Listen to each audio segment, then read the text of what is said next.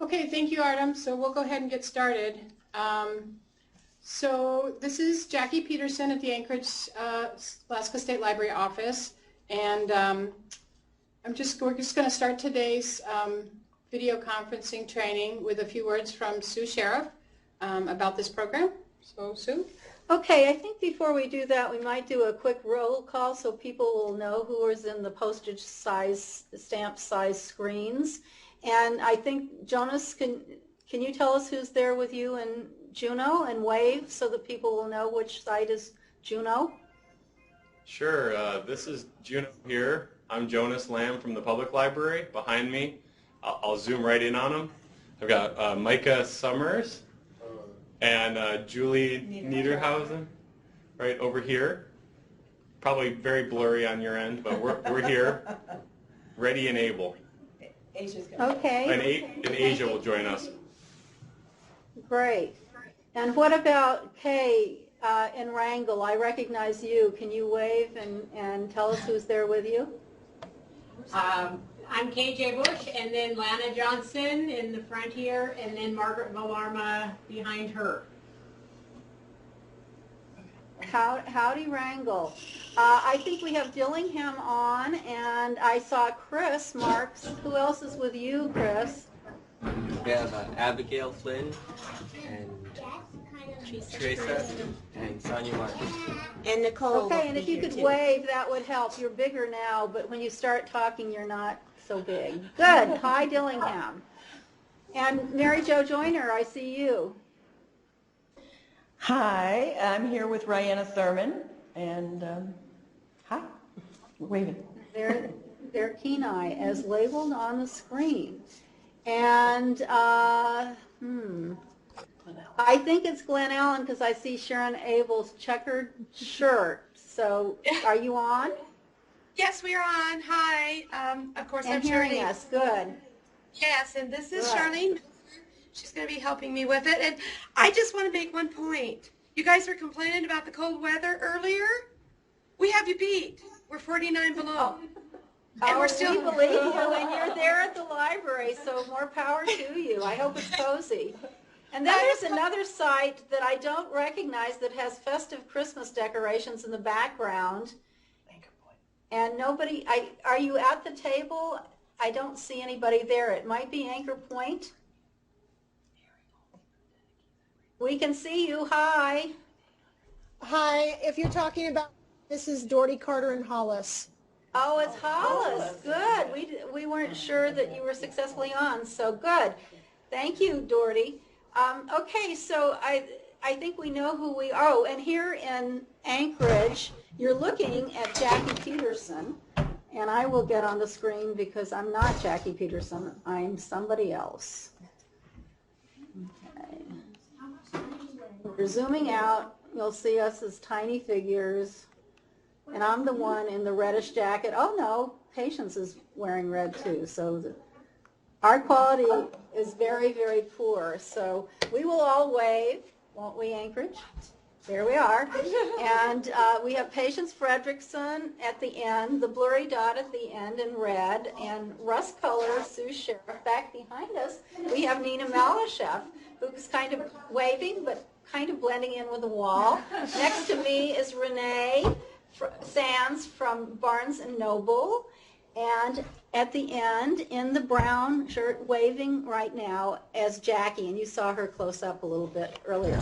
So I'm supposed to greet everybody and tell you why we're doing this project with you all. And I want to know, and you can wave wildly, how many of you received your bundle from the Alaska State Library? Doherty, I think you got 2. Okay, so I think everybody's waving. Is that correct? Yes. Okay, very good. So the reason you got these bundles was because you applied to get them. We had a number of applications when we were doing our regular grant process back in April, and a number of libraries decided that they wanted to test the waters and try e-readers in their libraries. We had funded one project in the last grant cycle in Wasilla, and we thought it would be time to spread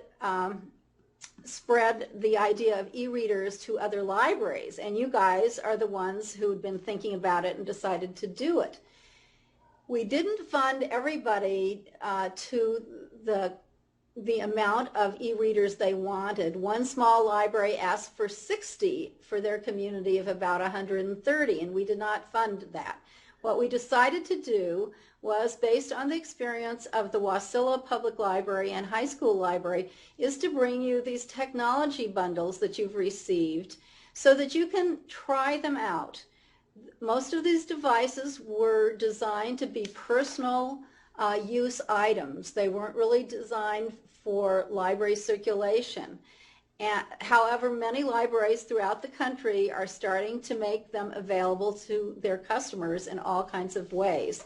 So what we've given you is something for you to become familiar with, for your patrons to become familiar with, and for you to do adapt the equipment to the needs of your library and the capabilities of your library. So we're not telling you exactly what you have to do with them. They're for the public.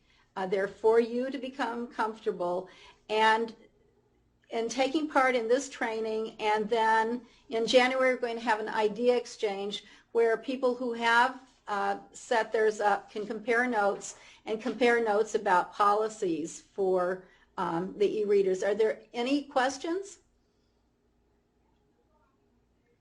You will notice in your bundle you got an iPad, and we'll explain to you why you got the iPad later on. Patience and I will have some words later on, but I think we need to turn it over to Jackie so we can get underway. Can I have the remote, please? Okay, well, before we begin, just a few housekeeping things. Do keep in mind we are recording this, so if you want to go back later and review, it'll be available for you, or you have other staff members that were not able to attend today and might benefit from, or volunteers that might benefit from this training, we will have it available. I think all of you have your devices muted, and we would ask you to keep them muted unless you're asking a specific question. And if you do have a specific question, if you could please identify yourself and your library, that will help the other people listening in, and also me, because the pictures are kind of small. Okay, so we have kind of a combination of a live and also a PowerPoint presentation. So I'm going to switch the screen over to some PowerPoint slides. And my understanding from Artem and Matt in Fairbanks is that if you do have a question, you just unmute your thing, and then you'll pop up to into the main screen. So stand by for 10 seconds. Okay. So today we're going to have, actually the moderator on this video conferencing is Artem and Matt in Fairbanks, and so if we have any difficulties, that will be who we need to give a shout out to. We have myself that's going to be beginning this. We have Renee Sands here from Barnes & Noble who will be able to talk about the Nook. We have Jonas Lamb from the Juneau Public Library who will be talking about circulating e-readers, policies, and best practices. And then we have Sue Sherif and Patience Fredrickson who will be talking about accessibility and grant requirements later in the presentation. So you all got your boxes, which I'm sure was very exciting, and so this is what you should have gotten in every single bundle. You should have gotten one of 3 devices, and each of those devices should have had a USB cord, a power adapter, a cover, and gift cards for the appropriate device. So the Nook, this is what your Nook is supposed to look like. You should have gotten an Amazon Kindle 6-inch e-ink, and this is what that device looks like, and an iPad 2 that looks like this. Each of them came with a quick start guide, and if you've opened up your boxes and taken a look at those, you will probably have noticed already that the Nook's quick start guide was far superior to the other 2 in that it actually gave you all the information you needed right there in the box versus just a link, which was basically was provided to you, this little tiny bit of information on the Kindle card and then a link on the back. and then the iPad, which was just a picture with a link on the back. So you will have to access their information. They do have excellent sites that you can go to and facts pages, so I would encourage you to do that. So just to kind of get started, these are just some of the things here in the office we thought that you should plan on being familiar with, and that any person on your staff that will be talking to patrons and loaning these out should have this basic understanding of each of the devices. They should know how to turn them on and off. They should know how to charge them and what the approximate charging time would be. They should be able to show the patron how to access the books that are on the device, how to turn pages, how to change the print size. And one of the things, especially in light of the weather this week, that we want to make sure that you stress to all your patrons is that these are temperature sensitive, both to heat and cold. So we want to make sure that people know that they're never to be left outside, in their vehicles, or even if they're walking home, they need to be really protected. They don't want to get below, I think Sue said, 44 degrees. So they've got a bit of a hike, they might want to put them inside of their parka. So that's just something you should communicate to your patrons. So each of you should have received by email, I sent you a document for each of the different devices called How to Register My Nook. And one of the things that we said in your initial packets, you should have gotten this pink thing that said, "Stop, please read me first." So I hope that you were all able to get your machines all charged up, and that also that you have, based on talking to other libraries, one of the big recommendations was that you have a separate email, that you don't use your standard email address that you have for your library and not a personal email, that you set up a separate one to use with these devices. You can use the same email for all three devices, and so I gave you some examples of something that would be, you can name it whatever you want, but it would be probably helpful for you if you had e-reader in there somewhere. So just as a reminder for that. Has everybody set up an alternate email account? Oh, you have to unmute if you're going to talk to me. Here in Hollis, we have not done that yet. We just received the equipment. So is the new email separate from our normal public library email or Hollis Library email? Is that for the use of downloading books and things like that? It's really to keep all of this separate, because you're going to be setting up. So for instance, if you did ordering from Barnes & Noble or Amazon as part of your library and you have an account with them, you don't really want to muddy the waters. You want to have a separate account for these so that all of your communications about these devices, and when you load up gift cards, it's all going to be on the account that's with this particular email. So you do want to do that. And you do want to do that, whether it's a Gmail or a Hotmail or however you want to do it, before you go to register the devices. Any other questions? Okay.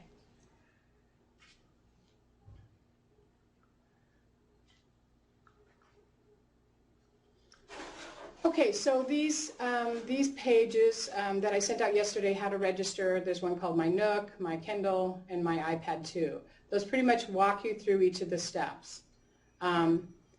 These are not going to be done quickly. I registered a Kindle this morning, and you have to tap in each letter and number, and it took me about 30 minutes to do it. So do set aside some time to do it so you don't get frustrated, because it's not, it's picking each letter and clicking it, picking each letter, clicking it, going up to capitalization. Takes a little bit of time. But once it's done, it's done. And then the other thing that you will need to know is that you will need to have access to Wi-Fi to do the registrations on these devices. So again, if any of you didn't receive these particular handouts that I'm showing you on the screen, just send me an email and I'll be happy to resend them to you. So where do I purchase my books for my e-readers? So each of the bundles, you should have also gotten gift cards. So for your Kindle, you would go to Amazon.com and the Kindle store.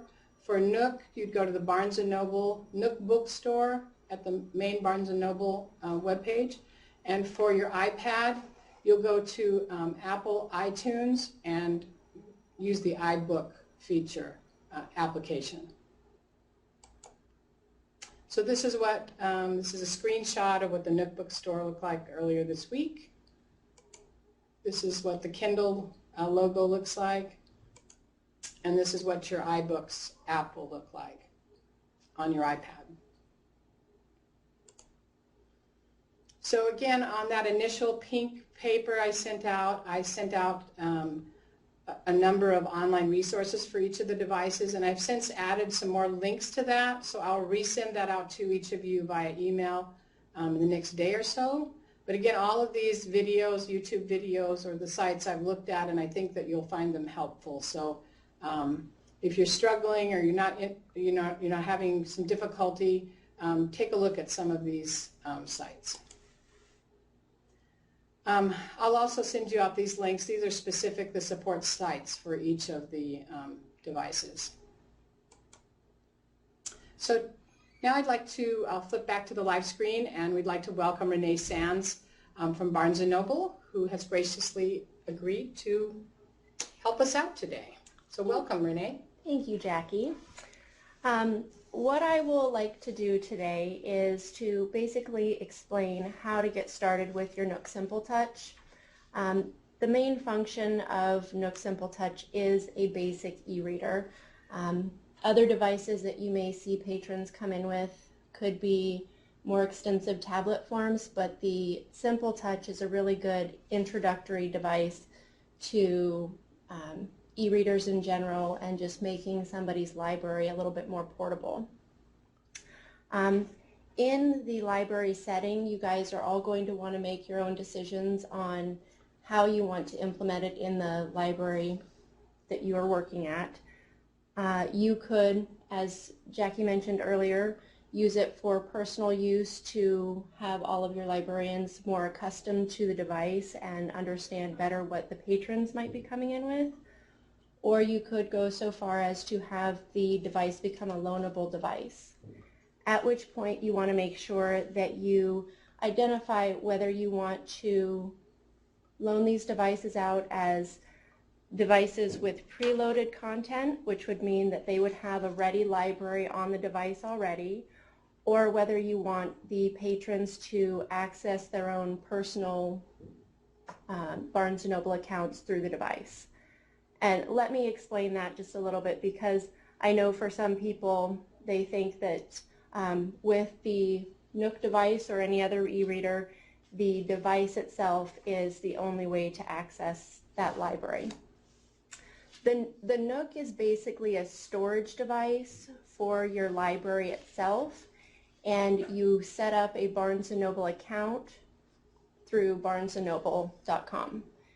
For example, I've had Nooks throughout the generations of devices. So I started with a first edition Nook about 4 years ago, and I started my Barnes & Noble account at that time, and I've added library books because I'm an avid reader. I have no idea how many books are on that library at this point, but when I upgraded to a new device, that library or that account transferred to my new device, and I was able to take my original devices and give those to other people, simply erasing and deregistering the device so that they could then put their own account on the device to have their own library show up and not be seeing all of my selections. Maybe they don't like historical fiction. They don't want to see that. So what that means for applying that to the library setting is if you guys were to choose to have your patrons apply their own accounts to the device, you wouldn't have to load any content onto the device itself. You could simply erase and deregister the device every time it comes in. It's a very simple process. It's a few quick clicks and it's done, and the patrons could have their own accounts that they're accessing. Otherwise, you could again go back and load content onto the devices and have a ready library available for patrons to check out. Going through that process, let me back up for just a second. Does anybody have questions about the Barnes & Noble account and how that is associated with a specific device?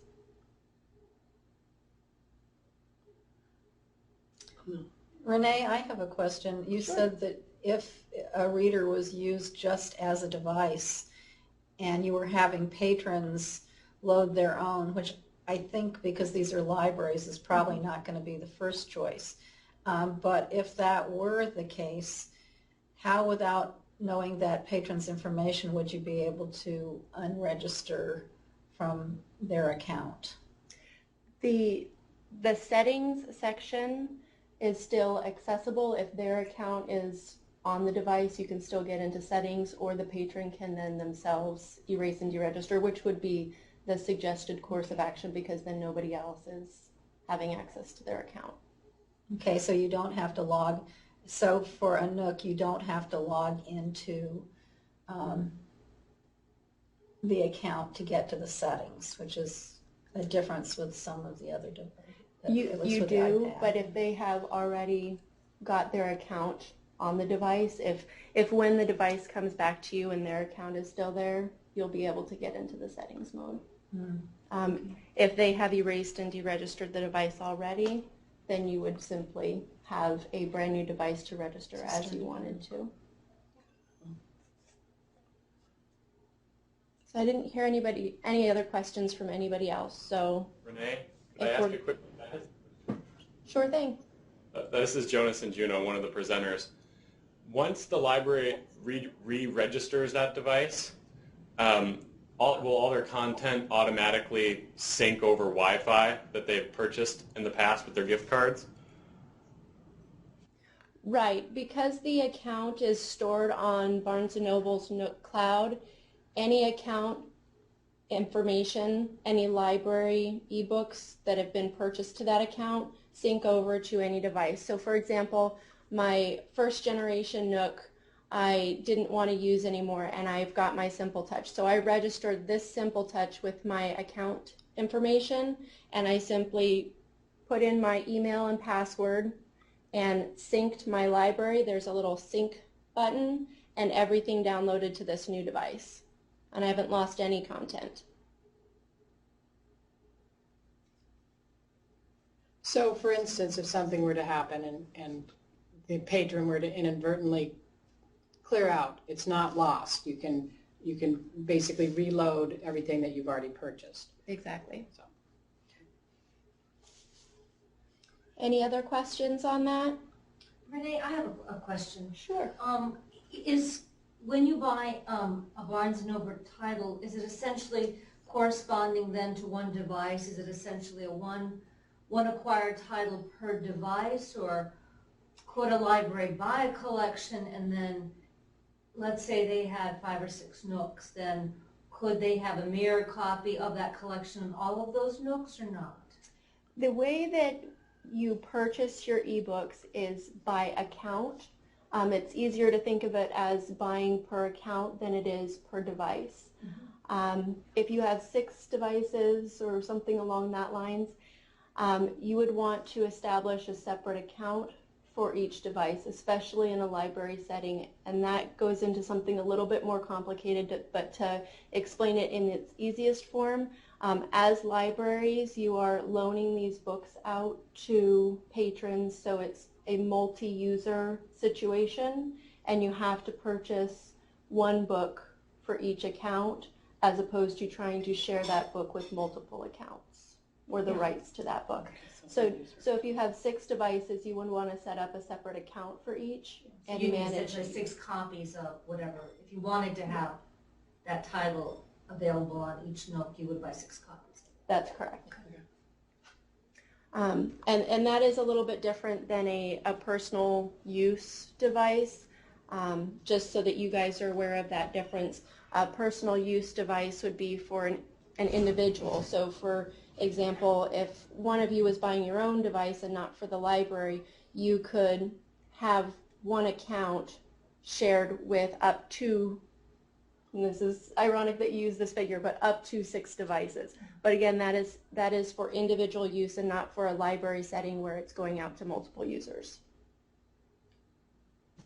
All right, one more question from Juneau. Sure. So on that topic, it would be copyright violation, or it would be not a fair use if we then put the Barnes & Noble's app onto these loaner iPads and use the same account to register that, making that content available on a second device? If you have one account for the library, you'll want to keep that one account on one device. That's correct. Thank you. Mm-hmm. I have a question. We haven't set up an account yet. When we do that, will it require a credit card? And then once the device is registered, will that information stay there so that patrons can inadvertently get into the account and buy books, which we will be charged for? That is a very good question, and that's actually something that I'm going to cover here in just a little bit. So if you don't mind, I'll cover that part in just a moment. Okay. Thank you. Any other questions on the accounts piece of this? Okay. So the establishing an account for the library is definitely one option. The second option, allowing the patrons to create their own accounts on the devices is one option. Another option would be for the library to establish its own email address and password and account and manage the content yourself. And that is probably going to be what the majority of you are going to start with. And then you can, of course, decide how you want to proceed from there. With the library managing an account, you have, again, 2 options, and this is where the credit card piece comes in. You can either establish a Barnes & Noble account and download books directly from the Barnes & Noble website directly to your device. So all of that is done simply through the device itself. Alternatively, you can download books to your computer and sideload them onto your device using your USB cable that came with your Nook. And to explain the advantages of each of those systems, that's where the credit card piece does come in. To have a Barnes & Noble account tied to the device directly and to be able to shop the Barnes & Noble store directly to your device, you do have to register an account with a credit card. And I understand Jackie and I were speaking about this, that some libraries either don't have a credit card or would prefer not to use that option, and that's understandable. That would be where a second option is available. But with the credit card information, that can be password protected, so your users wouldn't have access to that information. You can also put a gift card on the account and use that as your primary method of payment. So the credit card is strictly for billing purposes as far as having an account registered to a specific address. You can, of course, put that gift card on there and use that as the method of payment that is deducted from first before anything else. And it's very easy to password protect so that your patrons do not have access to the credit card information and cannot purchase on the device. That is simply done through the settings menu on your main screen once you've registered your device. If you do not want to put a credit card on the device, that puts a little bit of a different spin on how you're going to use the devices itself. What you would do is with your registration process, you would go through the prompts on the screen, and then there's an option to skip entering the credit card, and then you get into your main menu on your Nook screen.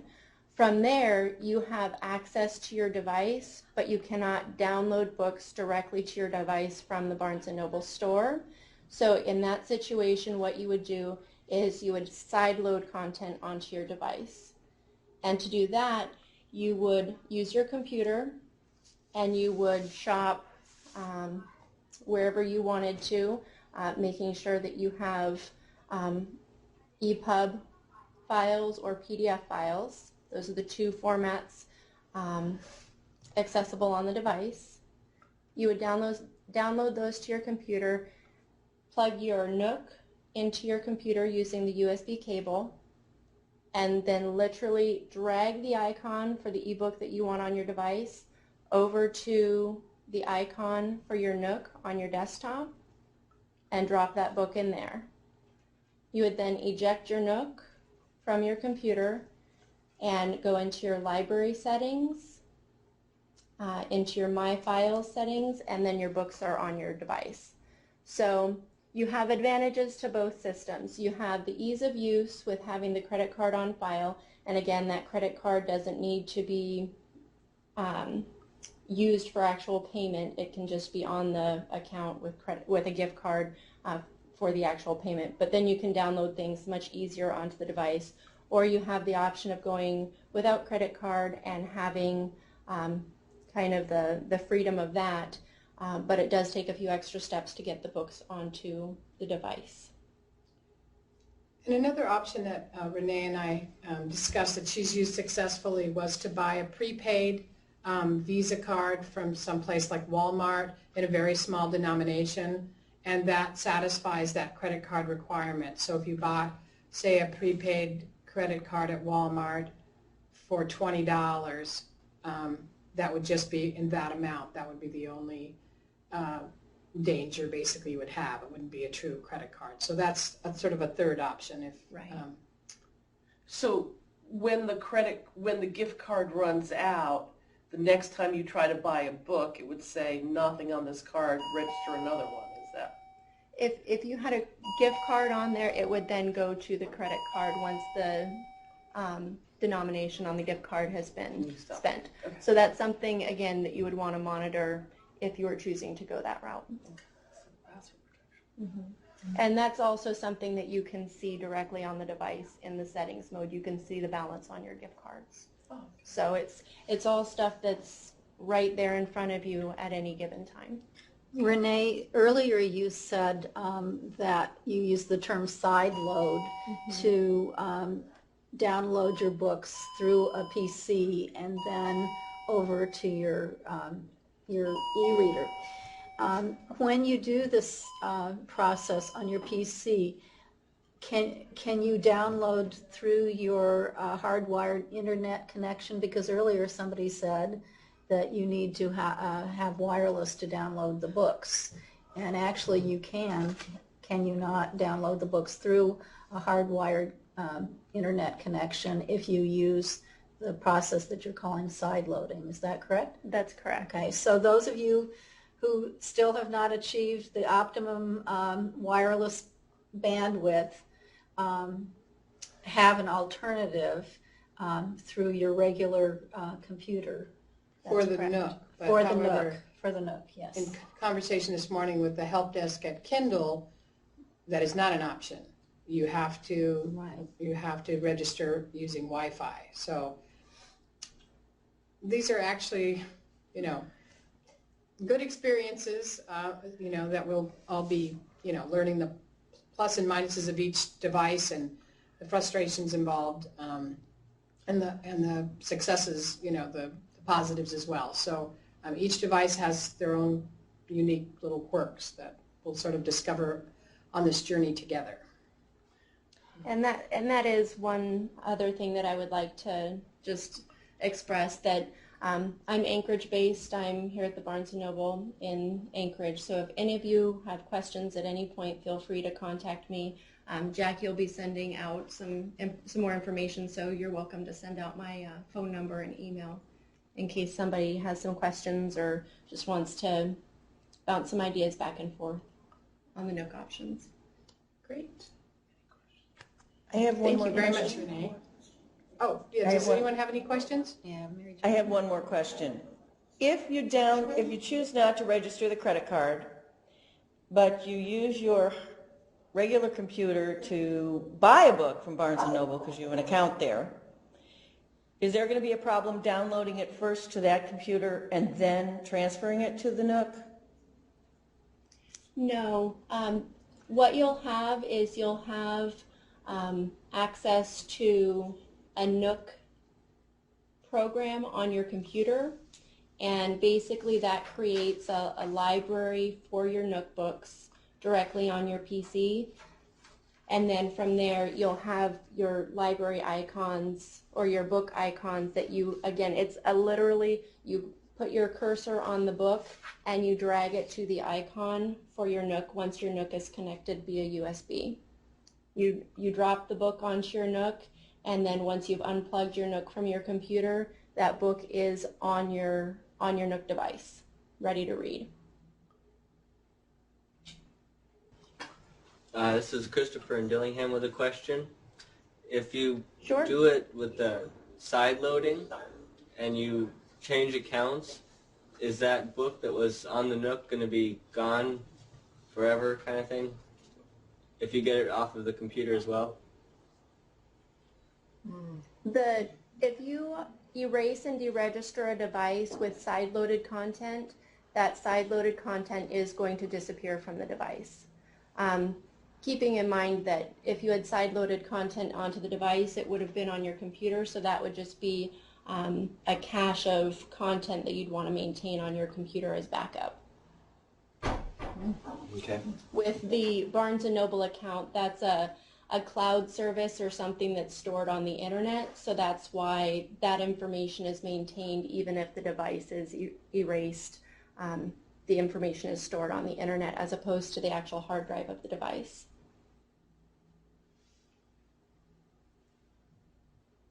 Any other questions? Here in Hollis, we have one question. Okay.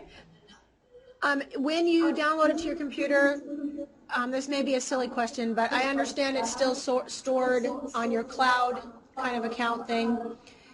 But when it's brought down to your computer and then you transfer it to your Nook, is it still on your computer, little library for Nooks? Yes. Okay, great, thank you. If you have a Barnes & Noble account, anything that you purchase onto your Barnes & Noble account is going to be saved there on the internet to be accessed at any point. Even if you were to use the Nook program that's downloadable to your computer, that is just kind of an extra access point to that same account and that same library.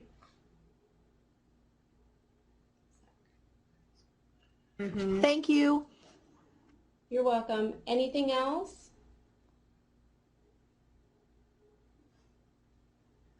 Okay, well, thank you, Renee. And I'll have this slideshow, this PowerPoint, and I'll also send it out to you. And you can see on the screen I have Renee's phone number and also her email address, so you'll be able to access that if you have any questions or you think of something later that you want to clarify with Renee. I know she'll be more than happy to help you out. Most definitely. Okay, Thank you. Great. So next up is Jonas Lamb of the Juneau Public Library. So Jonas, I will turn it over to you, and if you need me to click slides, let me know. Otherwise, I'll just assume you're going to use your own. Yeah, if I use my own, then I can go to video if I want to show anything in the room.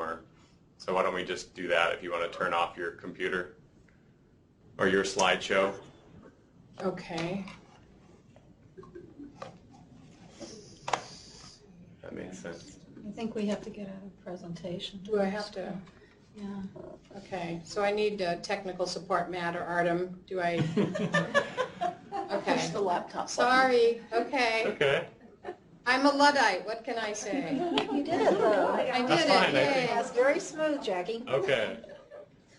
Assuming that I can make my computer show up on the screen when I need it, so we'll see how this goes.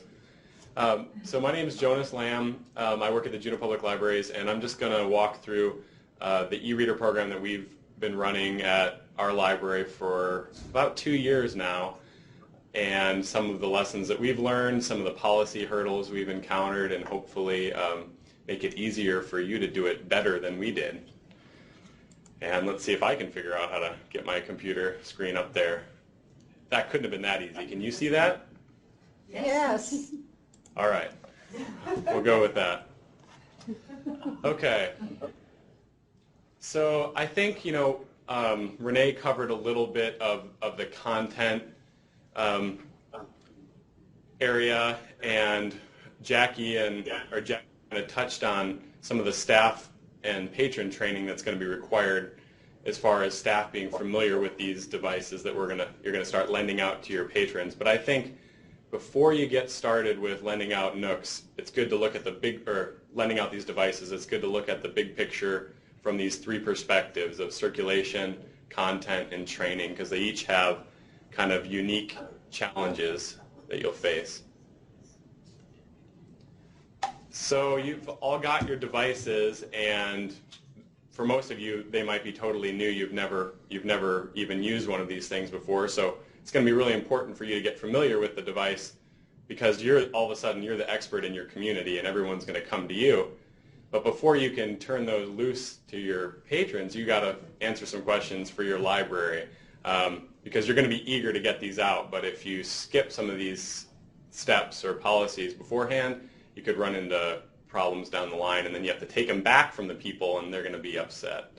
So, how long are you going to let these go out? I anticipate that when people start hearing about them, there's going to be a lot of demand for it. So maybe you only let them go out for a week, for the first 6 months, and then have an idea how popular they are, and then you change to allow for a longer time for people to use them. Who can borrow them? I think with the Nook Simple Touch and the Kindle, the content options for kids might be kind of limited, but that iPad, there's a lot of kids that are going to want to get their hands on that and play Angry Birds, and that's a capable machine. So who can borrow? And we just chose to lend to adults for now, and it's basically because of the high replacement costs. If you've got children that are really interested in it, it's a good opportunity to help them come to the library with an adult in their lives. And even if it's just come with me, uncle, and check out a Nook and check out that iPad and take financial liability for me. But I would suggest just checking out to adults to start. I'm not sure it's more of a logistics thing, but I would imagine that, Jacque, are these libraries financially responsible for this grant hardware that they've been given? Well, sort of. I mean, it's theirs now, so we won't be replacing it if something breaks. Gotcha. Well, and we ran into this question with a lot of our OWL equipment. Do you have it in your budget to replace these things if they disappear? And the answer is probably no. So you should probably make the replacement costs significant enough that you can buy a new one if someone damages it, because once you offer the service, it's going to be tough, if it's popular, to take it away after that. So think about who you're going to lend it to and what the replacement costs are going to be. Are you going to charge overdue fines? How is it going to fit in like the other items that you check out in your library? We at Juneau Public Library, we do 2-week checkouts. They're $1 a day if they're overdue, like our media checkouts. And we have a pretty high replacement cost on it, but we're checking out the first generation Nooks, which cost like $170 when we bought them in 2010. You probably get it for $89 now, but we still charge $200 to cover for the the equipment, all the cases that we check out with it, as well as the power cords and things. One of the policies you might want to think about is about content. So are we going to let patrons add content to these devices, or are we going to load it with the books that we buy with our gift cards and then put a password on it so that they can read what's on there, try it out, decide maybe if they want to buy one for themselves? That's kind of a great way to introduce them to a new technology, or you're doing them a service. But if you're thinking about, okay, we have all these, maybe your library is a Listen Alaska member and you want patrons to be able to interact with those ebooks in a different way, then you're probably going to have to think about, you can't really add Listen Alaska content to these devices for the people before they check them out. So they're going to need to be unlocked enough that they could take it home and download books to their computer, ebooks to their computer from Listen Alaska, and then move them over to the device. Where can the e-readers be returned? Obviously, you don't want them in the book drop. We don't actually have that written in our policy anywhere, but I've seen on some of these example documents that most libraries will actually charge the patrons like $20 to $50 if they find a Nook or a device in a book drop. Probably a good idea. And then, who can Jonas? someone contact? Yeah. Jonas, excuse me for interrupting, but here in Anchorage, and I'm not sure whether it's true throughout the network, but we can't read the bottom third of your screen. So thank you for reading what each item is, and if you would continue to do that, that would help. Thanks. Thanks, Sue. I'll see. I don't know if I can actually zoom it at all, but I don't know. If you get rid of all the people, you can just have your screen up there and then make it bigger. Uh-oh. Sorry, I'm going to make you all vomit. Motion sickness. Close your eyes. Okay. There, okay. All right. Actually, that helped. For some unknown reason, we can now read the whole screen. Wonderful. It's like when we've circulated these, I've put my business card in there with questions, call, email. It's a good idea if there's a contact at the library, listed on some of the materials you're giving them, whether it's on a sticker that you stuck to the back of the device. People are going to need help with it. Hopefully they come into the library, but they might have problems when they're at home. And it's if you can extend the services that you're providing by making yourself available to help, that's going to make it more popular. But beware, you really don't want to become the Apple Genius store for the whole state. If people that are participating in this program start sharing their resources, share staff information with staff. But I know that during the whole process of Listen Alaska, I've done a lot of help for people throughout the state, but I've started getting patrons from other libraries calling me, and that can be a little bit intrusive to the work that I do. So keep that in mind. That's probably minutia. Okay, and then procedures. I'm not going to get into this now. I think there's going to be another follow-up training in January, but just think about in more detail about what it's going to look like when you check these devices out to your patrons. When they come back, are you going to provide a little bit of an introduction to the device when you check it out, how to turn it on, how to turn the pages, the things Jacque covered in an earlier slide. And then when it comes back, some sort of initial inspection for damage, and then your staff are going to have to be familiar with whatever process you use to make sure that the content you have on there is the content you want on there, whether it's deregistering that device and then re-registering it so all the content you've bought goes back on it, or going into the My Pictures folder and making sure that they haven't added any personally identifiable content that you don't want the next person to see. So okay. So I mentioned putting the contact information in. That's going to be really helpful. Also, if you decide that it's going to be of benefit to your community to offer, once a month class about how to use these devices, put a flyer for that in the case that you're checking out with the devices. It's a good way to get the word out. And depending on the demand, if you have a lot of people show up to those classes, you might alternate months. Say, okay, this month we're doing Nook help, next month we're doing Kindle help, and so forth. I've had meetings that classes that have been difficult to facilitate because there's users with 10 different devices, and the language that you use to describe how to navigate the device can be different. So you might end up having to do something device specific.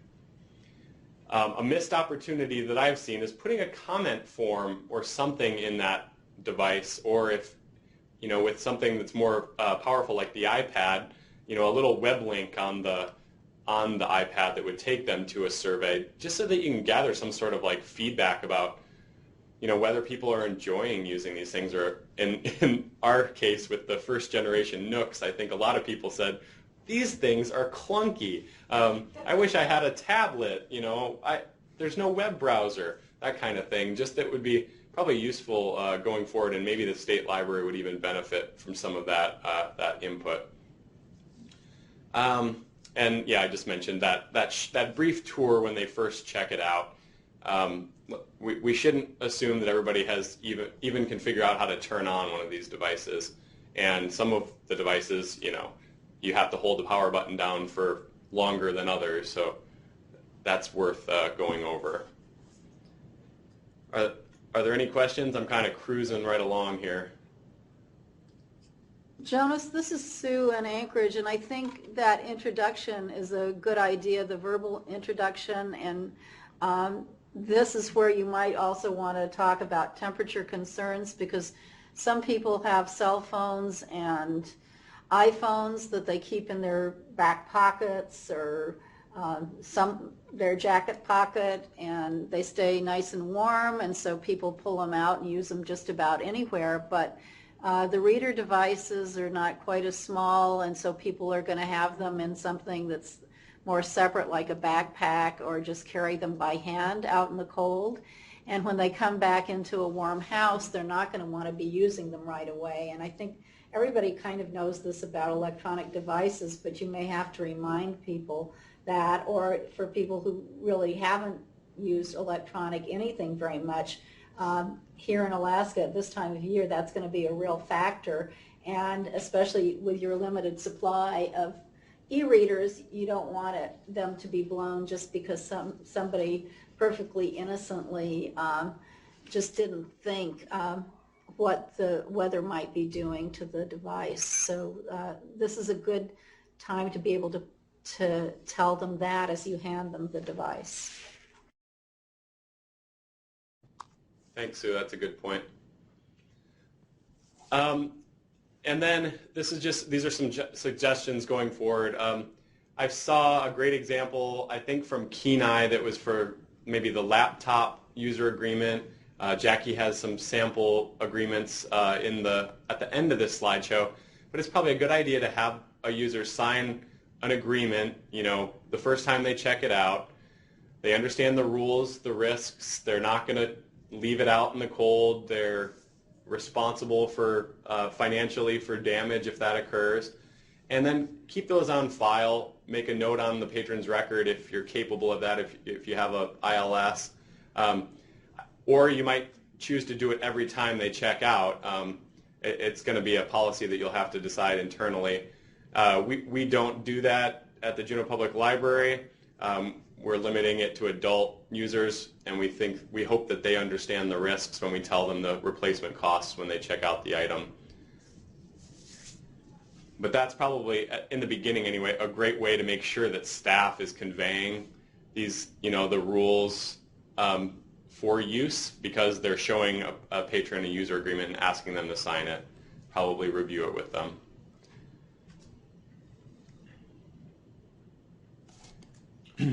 And these are some concerns or problems that I think got covered a little bit by Renee,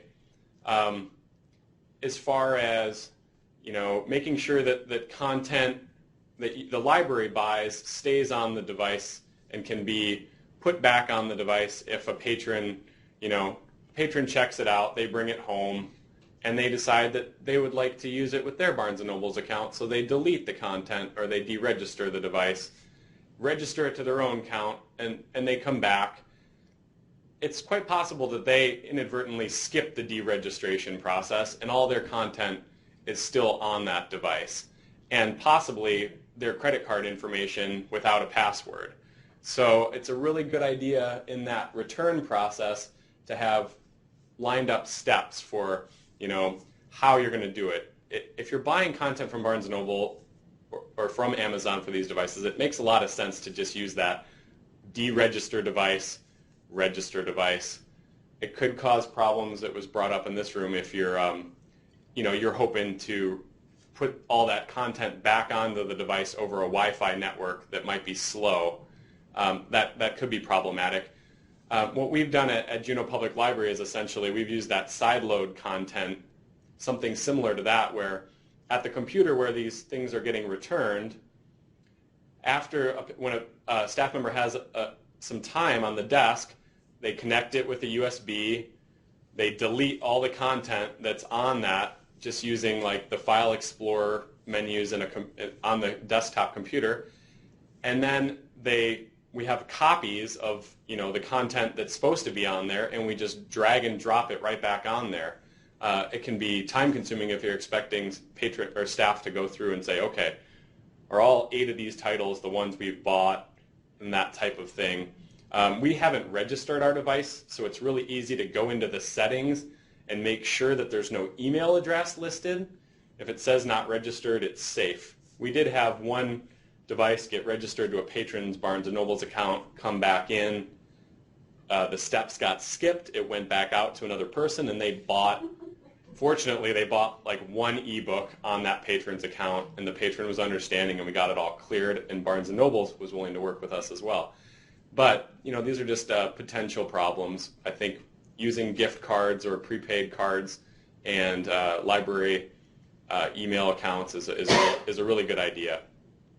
But it's something that needs to be thought of when the devices come back. And it's going to look a little bit different on each device. And I'm pretty unfamiliar with what you can do on the iPad as far as if you could, deregister that iPad and re-register it or restore it from a backup over a wireless network, or if you're going to need to involve an iTunes account or an iTunes installation on a computer. So I'm sure you guys are going to have your hands full spending time with these devices and familiarizing yourself with how to put content on them before they go out to the patrons. I think I went through most of this, but without the slide support. And then I just have some links here. You'll have these slides available to you. These are 2 web pages that we have on the Juneau Public Library's website. One is just a little information page about the Nooks. It has a link out to our frequently asked questions pages, which we've borrowed a lot from the Nook Quick Start Guide. We have the images that came with the Quick Start Guide embedded in there. There's information about, we've preloaded all of our Nooks with free content with open source, or I'm sorry, not open source, but public domain content, so that a patron gets the Nook, it already has some books they can read on it. I think using these gift cards to put bestseller content on it or thematic genre content is probably going to be a lot more popular than the public domain content. I have yet to hear of anyone reading Moby Dick on our Nook. But one thing that I think has been popular is that Nooks and Kindles, they do support audio, and I never thought people would be using it, but we get a lot of people that call asking how they can put audiobooks on their Kindles and Nooks. So we preloaded all these podcasts that are basically just archived recordings of author events that happen at the library, and those are stored on there too, so people have been listening to those. And then we also just have some information about, there's a link that you can view a catalog record. Depending on, the technical staff that you have in your libraries, or actually you're probably welcome to copy our cataloging record if you can figure that out.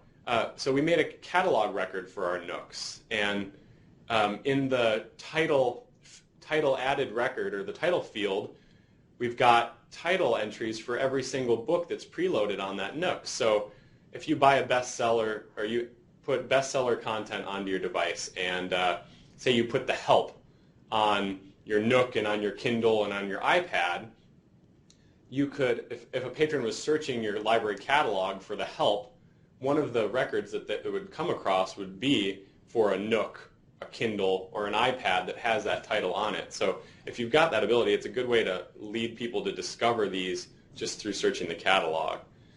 And then we've got some other links just to video tutorials for side-loading content on the Nook. A lot of video tutorials are available either on the vendors, the Barnes & Nobles or Amazon or Apple page, and then Listen Alaska has some pretty good video tutorials too, the Overdrive site.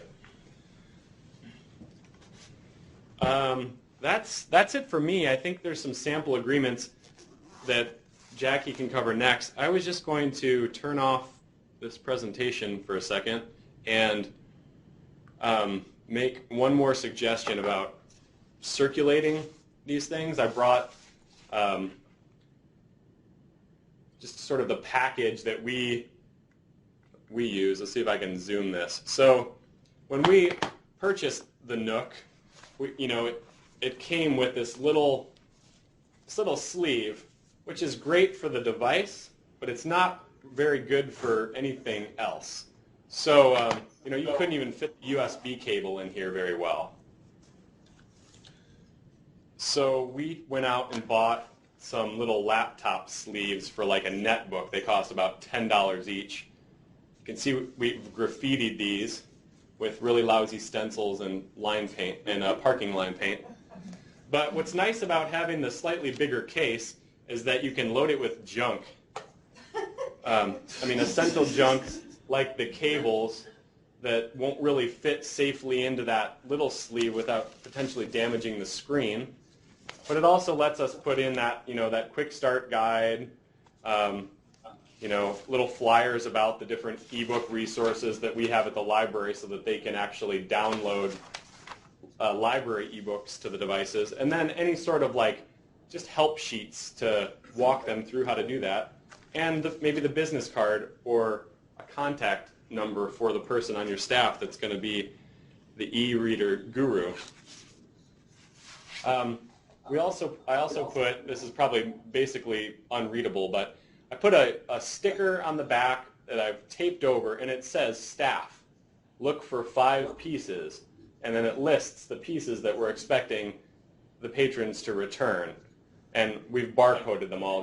We check them in and out in our circulation system, so that's also a really great way to track use. And I think that's all I got. Answer questions if you have them.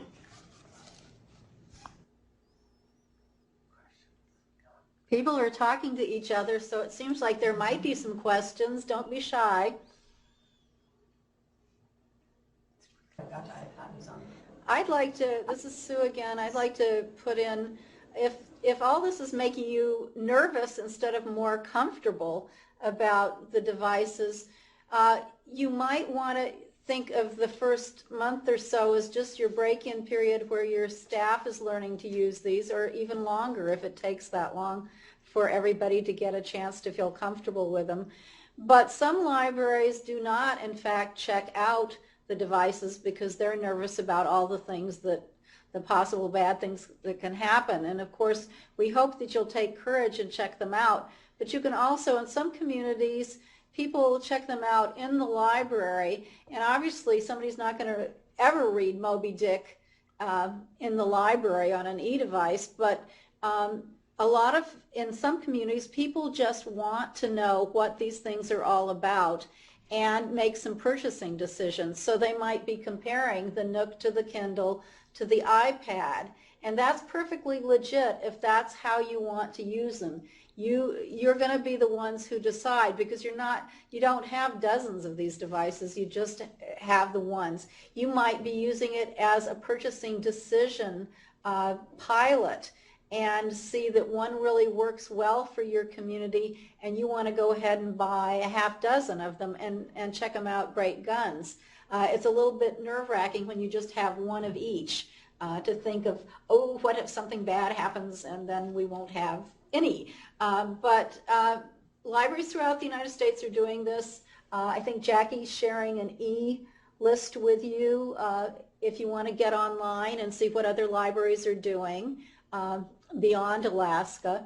And of course, our situation is always just a little bit different, but still that might make you feel more comfortable. But this is a grant for exploration. So there's a whole range of things you may be able to do with these devices, and we hope that you'll get excited enough about them and interested enough. Obviously, you applied for the grant, so you do have the interest, but we don't think it'll look alike in every library, and that's why we're having the second training. So.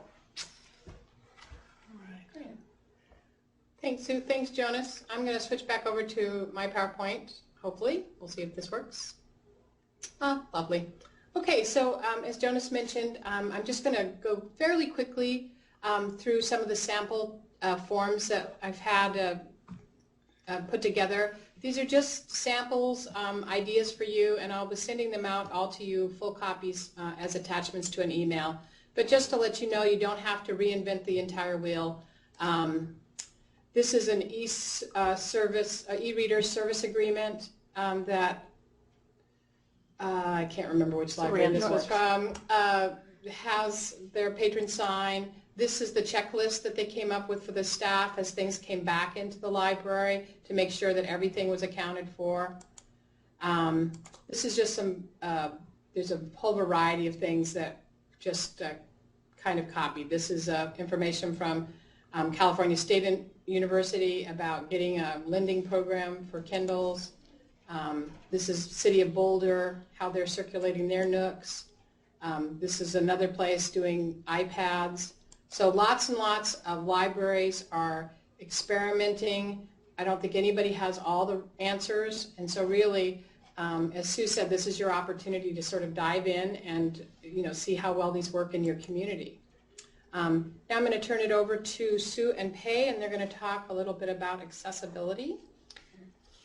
This is Sue again, and I will start out. The question of accessibility has come up because these devices were purchased with federal money, and it has been brought to the attention of the library community, and particularly the State Library of California and the Free Library of Philadelphia, both of whom were sued by a very reputable organization for the blind, because neither Nooks nor Kindles are accessible to people who are sight impaired, and so at least as e-readers. And so because of that, that's why you're getting the iPad. The iPad is accessible. You can go online. There are many YouTube videos about how a person with limited sight can use an iPad as an e-reader. They're primarily for this purpose, for e-reading. Game playing may come along, but the focus of giving these to you is not so that everybody in the library gets to play with the iPad, but really so that if you are making these available, when you are making these available to the public, you can make them available to people who are older and have limited sight, who are blind from birth, the whole range of reasons that people might not be able to use your Nook, your Nook or your Kindle. And so the iPad is basically our insurance that using federal money to supply these tech bundles to you all would pass muster. And so Patience and I gathered some information at the direction of IMLS, and Patience is going to describe what you've already been sent in your boxes. Is that correct? Right. In the packet that we sent in your boxes, there was a multi-page letter from the U.S. Department of Justice, the U.S. Department of Education, and Dear College or University President, and it discusses the accessibility issues. Then there was a shorter 2-page item, which was electronic book reader Dear Colleague letter, and that's the way it's referred to as the Dear Colleague letter. If you're going to read anything, read the 2-page Dear Colleague letter, which discusses why these are issues. Anytime that we use federal money for purchasing equipment, we have to address the accessibility.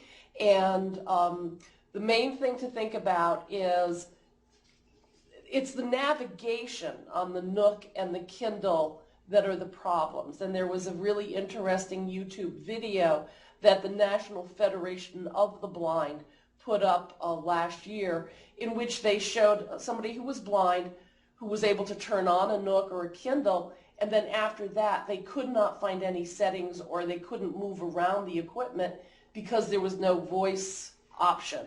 Whereas Apple tends to pride itself on its accessibility, and so with the iPad you can go into settings and you can set it up so that it's accessible by ear, so that the person can figure out how to use the item to read a book. Whether Nook or Kindle will address these issues in the future, that's up to those companies. But at this point, the reason the iPad was included in this packet was to provide accessibility for those patrons who need it, so that the state library and your library are not open to lawsuits for misusing federal funds, so that we are following the requirements of the federal grant funds to make sure that these are accessible to everybody. I'm not going to go much further than that. Do take a look. I think if you go to YouTube and you do accessibility e-readers and look for a National Federation of the Blind YouTube video. I sent it out on email last year at about this time too. So it is something you need to think about. And then you'll also need to address that with the iPad. I think I have an iPad, and it seems to me people are going to want to download a lot of stuff to it, and kids may want to use it as well. Whereas we're saying you really need to reserve this for ebook reading, which really limits what an iPad is able to do.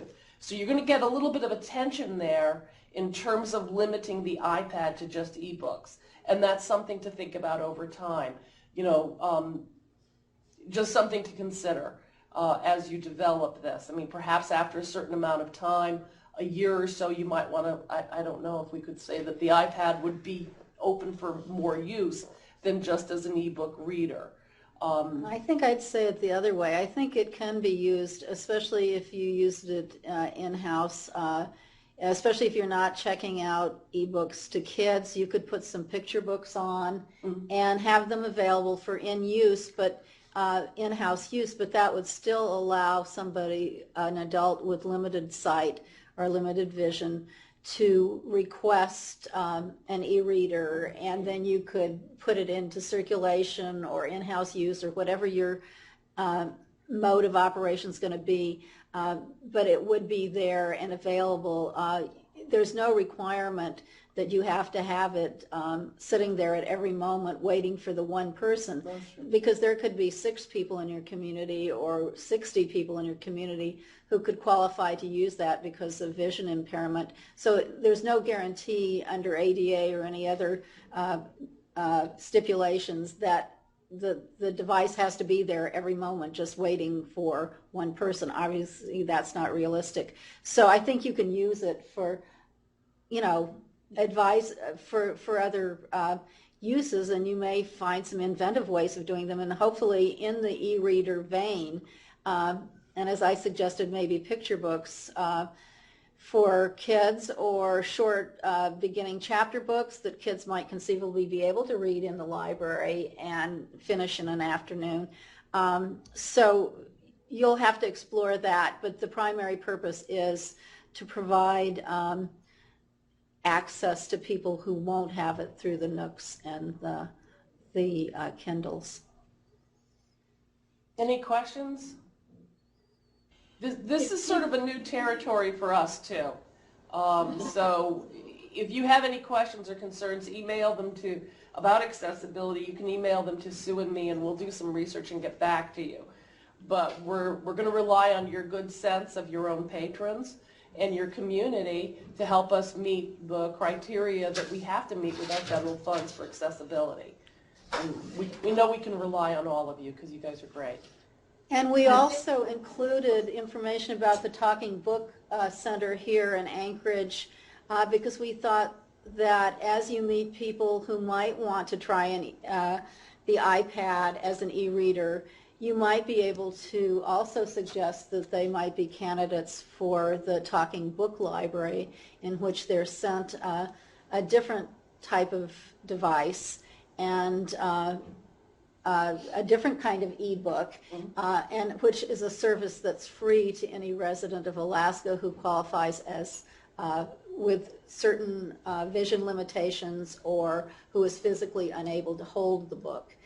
So we hope that that'll work together if you do have people who come and say, and you may want to advertise, of course, that you have these new things, and you probably in your advertising say, and we have an iPad for those who are not able to use the Nook or the Kindle. So that might be an entree into both getting them to use that service and also the talking book service. And I do believe that for the Nook and the Kindle, you can increase the size of the print.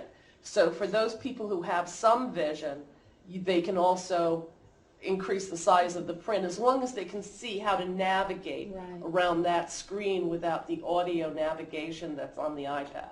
Yeah, unfortunately, unless it's changed, because I have an early Nook, you cannot increase the size of the navigation things. You can only increase the size of the print. And on the newer ones, that may not be the case. The navigation piece on the newer Nooks doesn't allow for the navigation bars to be increased.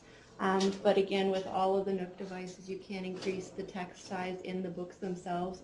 And Patience, you mentioned something earlier about not knowing when Barnes & Noble or Amazon might be coming out with something comparable, but the new HD devices do have a text-to-speech option. So obviously the simple touch devices don't have that, but the HD devices just came out in the last month, and they have text-to-speech. And are those also color? Mm-hmm. Okay, because I know there's the Kindle Fire that's color, and then, Question? Yes, this is Kay in Wrangell, and maybe this might be a question for Jonas, or if anybody's had an experience with Find My iPad app. Is that something that anybody knows anything about that I could get a hold of later? Is that In one what of those context? things where, go ahead. I'm sorry, Kay, like in the context of in case it's stolen? Yeah, Getting it back? or you can't get it back or something. But somebody just mentioned that when I said we have these devices and we were gonna be loaning them out here, in the next couple months. And they said, well, check to see if, anybody has used the Find My iPad app. So it's like the iPhone, find your iPhone? Because you can Right. check. Right. I know that I have it on my phone, and it's associated with the iTunes or the Apple account that you use to register the device. So in theory, you could use that. I think I did read an article about like a public library in Kansas or something that used something comparable. I don't actually think it was Find My iPad. I think it was like a security product that they paid for laptops, and they were able to use that with law enforcement to get a bunch of computers back that had been stolen by staff. But And remember too, as new owners of these devices, you can use the customer support numbers, and each one is slightly different terms, but you can call to answer some of the basic questions, or even some more complicated questions in many cases with some of these vendors. So be sure to look for that in your supporting material. This is Mary Jo and Kenai. I just wanted to make an observation that at least here, when we set up new policies and things, we have to run them by our library commissions, and it may take a little while for us to get this all in motion from the administrative end. And I don't, we may not know by January what's happening with circulating to the public, because we may. Mary Jo, we originally envisioned this whole grant as a staff training grant to be followed by a circulation grant. And we understood that there were going to be all of these issues that we're talking about, the content and the credit card accounts and how to protect them and all the circulation policies. So we didn't put a time frame on when you need to make that transition to making these publicly accessible. Just in the long run, we want you to do that. All right. And we thanks. assume that you applied for them because you want to do that too. So you're under no strictures though to have a policy at the next meeting or anything like that. No. Okay. In fact, you may want to think about a phased introduction of these. You might want to deal with the Nook and the Kindle first, and then possibly bring in the iPad after that, after you've had some experience with the Nook and the Kindle. That might be one of the ways to approach this. And be sure that you give people talking book information, because otherwise you are liable. I think that you might want to phase it the other way. Actually, Well, I mean, if a patron came to you and said, I can't use a Nook or a Kindle, it's not accessible, then you can say to them, we have an iPad and we will bring this online for you and try to make this available to you as soon as possible. I mean, I think that's meeting the requirement. I think that's a reasonable accommodation, and that's what the law requires, is reasonable accommodation.